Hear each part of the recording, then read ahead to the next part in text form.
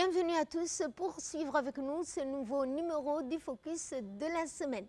Et nous entamons ce Focus pour parler de ce partenariat fructueux et renforcé entre Djibouti et l'Union européenne. La suite dans cette séquence. Ce fut une audience qui a permis aux deux dirigeants d'aborder un large éventail de sujets relatifs aux relations d'amitié et de coopération qui lient Djibouti et l'Union européenne. Au cœur de la discussion figurait l'état d'avancement des partenariats multiples entre les deux parties dans des secteurs stratégiques. L'un des points saillants de cette rencontre a été le lancement imminent de la seconde phase du projet de dessalement de l'eau de mer. Ce projet, pilier de la coopération fructueuse entre Djibouti et l'Union européenne dans le domaine de la gestion des ressources hydriques, ainsi vise à satisfaire près de 70% des besoins en eau de la population djiboutienne à terme. Ce programme phare illustre la détermination de deux parties à combattre la soif et à atténuer le stress hydrique, enjeux vitaux pour la région. Les discussions se sont ensuite orientées vers le partenariat stratégique en matière de sécurité maritime. Djibouti et l'Union européenne ont déjà démontré à travers la mission Atalante, dédiée à la lutte contre la piraterie maritime au large des côtes somaliennes et dans le golfe d'Aden, leur capacité à collaborer de manière exemplaire. En réponse aux défis sécuritaires émergent, affectant la libre circulation des biens et des personnes, et dans le détroit stratégique de Bab el-Mandeb. Les deux parties ont réitéré leur engagement à renforcer leur coopération. Cette audience marque une nouvelle étape dans le renforcement des relations entre Djibouti et l'Union européenne, promettent des avancées significatives dans des domaines cruciaux pour le développement et la sécurité de la région. Et nous allons également parler dans ce focus des JO de Paris qui se tiendront le 26 de ce mois. Eh bien, le chef de l'État Ismaël Omar Guelleh a à cet effet donc insufflé un élan de fierté à la délégation djiboutienne qui sera présente aux Jeux Olympiques. Le président Ismaël Omar Guelleh a promis d'être là pour encourager les Djiboutiens qui participeront aux JO de Paris. Dans un geste symbolique fort, le président Guelleh a remis le drapeau national à Mohamed Ismail, jeune athlète et capitaine de l'équipe djiboutienne. Cette scène émouvante où le chef de l'État a confié les couleurs de la patrie à ses athlètes incarne l'espoir et la détermination de tout un peuple. Je serai personnellement à Paris pour supporter, encourager notre équipe dans le cadre de ces Jeux Olympiques, a affirmé le président Guelleh, promettant sa présence et son soutien inconditionnel. Il a également exprimé ses chaleureuses félicitations à l'ensemble des personnalités et structures concourant au renforcement de l'athlétisme et du sport à Djibouti. Ces mots de reconnaissance témoignent de l'appréciation du président pour les efforts continus des acteurs du sport national. La cérémonie a vu la participation des figures éminentes telles que Mme Aïcha Garad Ali, membre du comité international olympique, Mme Ferdous Moussaïgé, présidente du comité olympique djiboutien, M. Saïd Ismail Hassan, président de la Fédération djiboutienne d'athlétisme. Leur présence souligne l'importance de cet événement et la solidarité qui unit la communauté sportive de Djibouti. Également présent à cette audience, le secrétaire général de la présidence, Mohamed Abdillahi Waïs, a témoigné de l'appui institutionnel apporté aux athlètes. Cette cérémonie marque un moment de célébration, de solidarité nationale, une étape cruciale dans l'acheminement de ces athlètes vers Paris. Leur parcours est une source d'inspiration, un témoignage éclatant de la résilience, de l'ambition djiboutienne sur la scène internationale.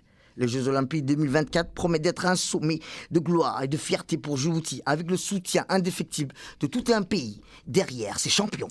Et cet atelier national sur la ZLECAf pour renforcer l'intégration nationale. La suite dans ce commentaire. L'objectif principal de cet atelier est de renforcer les capacités des secteurs publics et privés de Djibouti en leur fournissant les connaissances nécessaires pour mettre en œuvre efficacement la ZLECAf.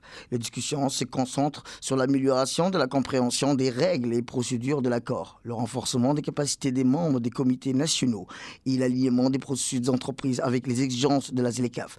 La ZLECAf est une initiative audacieuse qui vise à créer un marché unique pour les biens et services à travers l'Afrique, facilitant la libre circulation des entreprises, des personnes et des investissements, en abolissant les barrières tarifaires et non tarifaires entre les pays africains. La ZLECAf aspire à augmenter le commerce intra-africain, à diversifier les exportations et à renforcer les chaînes de valeur régionales. Djibouti, avec sa position géographique stratégique en tant que hub logistique régional, joue un rôle clé dans la réussite de la ZLECLAF.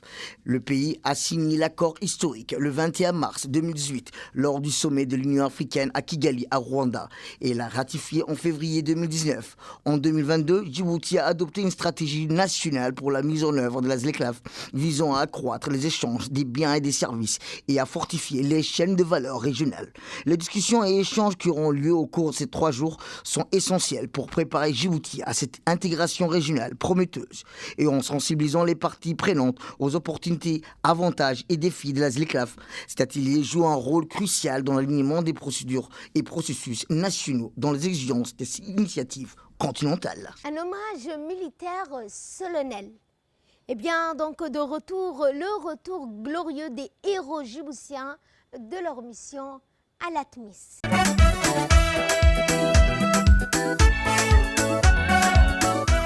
Ces retours triomphaux s'inscrivent dans le cadre de la résolution 2670 des Nations Unies visant à réduire progressivement les effectifs des pays contributeurs de la mission ATMIS. En vertu de cette directive internationale, l'armée djiboutienne retire 124 de ses courageux soldats, marquant ainsi la 3e phase de ce plan de désengagement. Ce retrait n'est pas seulement un acte logistique, mais le point culminant d'un engagement empreint de sacrifice et de bravoure. Au cœur de cette journée historique, la cérémonie militaire fut empreinte d'un majesté rare sous les applaudissements nourris de leurs camarades et des hauts dignitaires présents. Les soldats ont foulé de nouveau le sol natal, leur marche rythmée par les tambours, les éclairants, incarnant le retour des héros dont les exploits ont marqué les annales de l'histoire militaire djiboutienne. Ces soldats, après 1 an et demi d'absence, ramènent avec eux des récits de courage, d'abnégation, des nuits passées à veiller pour la paix et des jours consacrés à la sécurité des populations somaliennes. Le général Zekele Cheikh Ibrahim a dans son discours empreint de solennité salué l'esprit indomptable et le dévouement sans faille de ces soldats. Vous avez porté haut les couleurs de notre nation, témoignant de la force de la résilience de notre armée. Votre retour est une fierté pour tous les Djiboutiens, a-t-il déclaré, sa voix résonnant avec une émotion palpable. La résolution 2670 adoptée par les Nations Unies est une reconnaissance de la nécessité d'un désengagement progressif et ordonné des troupes internationales en Somalie. Ce retrait prévu pour être achevé d'ici la fin de l'année 2024 marque la fin d'une opération de rétablissement de la paix et du début d'une nouvelle ère pour ce pays en quête de stabilité durable. Les soldats djiboutiens, par leur présence et leur action, ont contribué à cette transformation, incarnant les valeurs de paix et de fraternité au sein de l'ATMIS. Et dans ce qui domine l'actualité africaine et internationale, nous allons donc parler de la BAD, la Banque africaine de développement, qui redéfinit le futur du continent en pleine mutation. La suite dans cette séquence. Réélu à l'humanité pour un second mandat en 2020, Adesina a ouvert son allocution en évoquant les récentes assemblées annuelles de la Banque africaine de développement à Nairobi, marquées par une augmentation historique du capital de 117 milliards de dollars, portant le total à 318 milliards de dollars. Ces décisions de ces actionnaires reflètent leur confiance dans la vision et les programmes prioritaires de la Banque africaine de développement qui ont déjà touché plus de 400 millions de personnes à travers l'Afrique. S'inspirant d'un récent article du New York Times, Adesina a déclaré que l'avenir est en Afrique. D'ici 2050, le continent abritera plus de 2,5 milliards de personnes, représentant un marché de consommation de plus de 7 000 milliards de dollars. Avec une jeunesse dynamique, une abondance de ressources naturelles, l'Afrique est en position de devenir un acteur économique majeur. Le continent possède 65% des terres arables non cultivées de la planète. En investissant dans l'agriculture intelligente et les technologies modernes, la Banque africaine de développement soutient des millions d'agriculteurs. Adesina a cité l'exemple de l'Éthiopie, devenue autosuffisante en blé en seulement 4 ans. Grâce à ces investissements, les zones spéciales de transformation agro-industrielle visent à débloquer une valeur de 1 000 milliards de dollars d'ici 2030.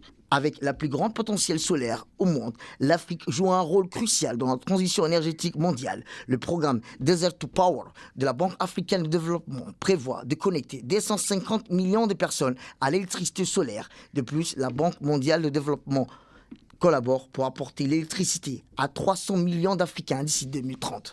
Et cette catastrophe humanitaire à Gaza qui dure depuis le 7 octobre 2023, plus de 250 000 personnes, des Gazaouis qui ont été forcés d'évacuer Khan Younes dans une guerre sans fin. Dans les rues de la ville en ruine, des centaines de milliers de personnes sont rassemblées portant leur maigre progression et possession et marchant à pied vers une incertitude totale. Les Nations Unies estiment que ces ordres d'évacuation touchent environ 250 000 personnes fuyant Khan Younes, une ville située dans le sud de la bande de Gaza. Ces ordres, cependant, ne garantissent ni sécurité, ni logement adéquat, ni possibilité de retour après la fin des hostilités, laissant les déplacés dans une situation de désespoir et d'insécurité. D'après les Nations Unies, le nombre total des déplacés internes dans la bande de Gaza atteint désormais 1,9 million de personnes sur une population de 2,4 millions d'habitants. Ces chiffres alarmants mettent en lumière l'ampleur de la catastrophe humanitaire en cours. Les conditions de vie dans ces territoires surpeuplés sont qualifiées de désastreuses, avec une infrastructure de base sévèrement endommagée, un accès limité à l'eau potable et aux soins de santé et une économie en ruine. La situation à Gaza est décrite comme une crise humanitaire de grande ampleur, exacerbée par le blocus imposé depuis plus de 10 ans par Israël, qui limite sévèrement l'entrée des biens essentiels et des matériaux de construction. Les Gazaouis, déjà confrontés à des pénuries chroniques de nourriture, d'eau, de médicaments, voient leur situation se détériorer rapidement à mesure que les combats s'intensifient. Et c'est ainsi que prend fin ce focus. Merci à vous de nous avoir suivis. Excellente fin de semaine à toutes et à tous.